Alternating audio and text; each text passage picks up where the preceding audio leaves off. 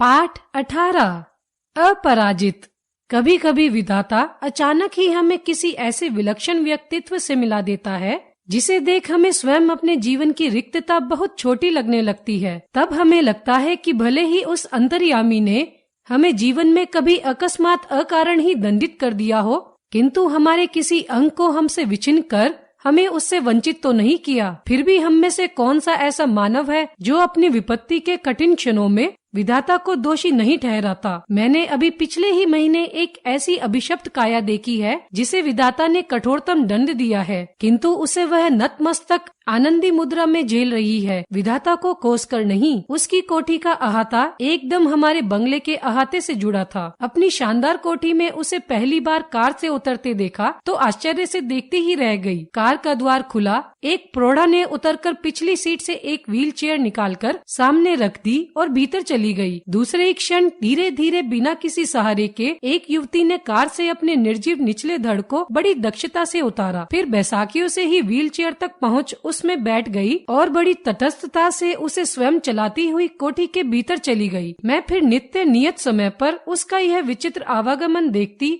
और आश्चर्यचकित रह जाती। ऐसा लगता जैसे कोई मशीन बटन खटखटाती अपना काम किए चली जा रही हो। धीरे धीरे मेरा उससे परिचय हुआ। कहानी सुनी तो दंग रह गई। नियति के प्रत्येक कठोर आघात तो अति अमानवीय धैर्य एवं साहस से झेलती वह बित्ते भर की लड़की मुझे किसी दिव्यांगना से कम नहीं लगी। मैं चाहती हूँ कि मेरी पंक्तियों को उदास आंखों वाला वह गोरा उजले वस्त्रों से सज्जित लखनऊ का मेधावी युवक भी पढ़े जिसे मैंने कुछ माह पूर्व अपनी बहन के यहाँ देखा था। वह IAS की परीक्षा देने इलाहाबाद गया था। लौटते समय किसी स्टेशन पर चाय लेने उतरा कि गाड़ी चल पड़ी। चलती ट्रेन में हाथ के कुल्हड़ सहित चढ़ने के प्रयास में गिरा और पहिए के नीचे उसका हाथ पड़ गया। प्राण तो बच गए पर दायां हाथ चला गया। उसी विच्छिन्न बुझा के साथ साथ धीरे धीरे वह मानसिक संतुलन भी खो बैठा। पहले तो दुख भुलाने के लिए नशे की गोलियां खाने लगा और अब नूर मंजिल की शरण गई है। केवल एक हाथ खोकर ही उसने हथियार डाल दिए। इधर चंद्रा, जिसका निचला धड़ है निष्प्राण मांसपिंड मात्र,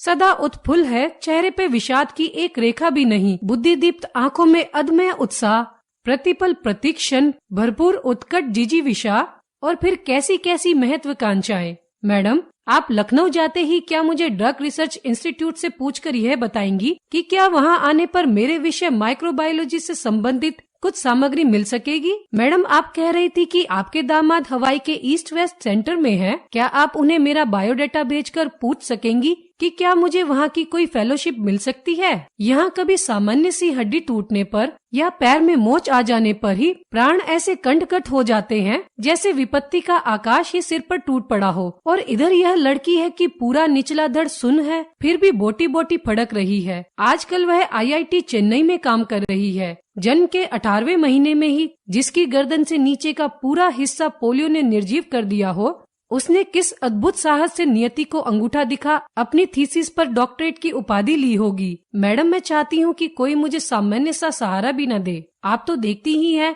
मेरी माँ को मेरी कार चलानी पड़ती है, इसलिए मैंने एक ऐसी कार का नक्शा बना कर दिया है जिससे मैं अपने पैरों के निर्जीव अस्तित्व को भी सजीव बना दूंगी। यह देखिए, मैंने अपनी प्रयोगशाला में अपना संचालन कैसे सुगम बना लिया है। मैं अपना सारा काम अब स्वयं निपटा लेती हूँ। उसने मुझे तस्वीरें दिखाई। समस्त सामग्री उसके हाथों की पहुँच तक ऐसी धरी थी कि निचला धड़ ऊपर उठाए बिना ही वह मनचाही सामग्री मेज पर से उतार सकती थी। किंतु उसकी आज की इस पटुता के पीछे है एक सुदीर्घ कठिन अभ्यास की यातनाप्रद भूमिका। स्वयं डॉक्टर चंद्रा के प्रोफेसर के शब्दों में, हमने आज तक 2 व्यक्तियों द्वारा सम्मिलित रूप में नोबेल पुरस्कार पाने के विषय में ही सुना था, किंतु आज हम शायद पहली बार इसे PhD के विषय में भी कह सकते हैं। देखा जाए तो यह डॉक्टरेट भी संयुक्त रूप से मिलनी चाहिए। डॉक्टर चंद्रा और उनकी अद्भुत साहसी जननी श्रीमती सुब्रमण्यम को 25 वर्ष तक इस सहिष्णु महिला ने पुत्री के साथ साथ कैसी कठिन साधना की,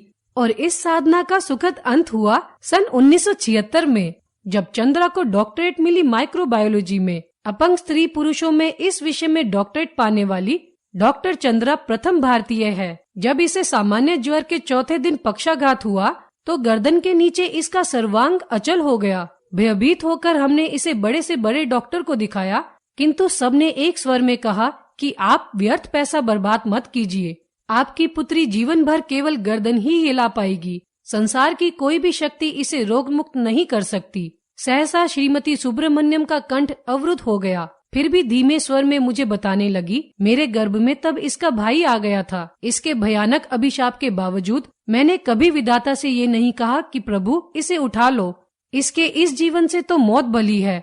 मैं निरंतर इसके जीवन की भीख ही मांगती रही। एक ऑर्थोपेडिक सर्जन की बड़ी ख्याति सुनी थी, इसलिए वहीं ले गई।